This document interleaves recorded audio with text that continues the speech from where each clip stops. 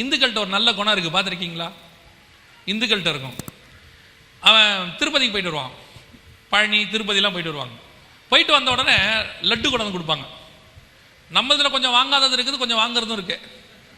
லட்டு மேலே உள்ள பாசத்தில் சோத்திரத்தோட எதை வேணால் பூசிக்கலாம் அப்படின்னு ஒரு குரூப் இருக்குது.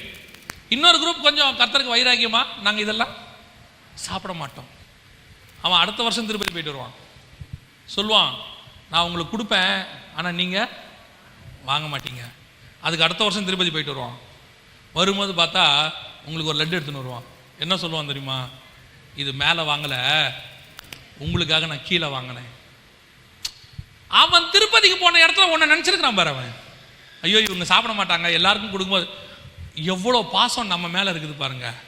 அவன் வச்சிருக்கிற லட்டை விட நீ வைத்திருக்கிற தேவன் நித்திய ஜீவனை கொடுக்கிறவர். அவன் ஆத்மாவுக்கு தேவையானவர். என்னைக்காவது உனக்கு யோசனை வந்துச்சா இவனுக்கு அதை கொடுக்கணும்னு?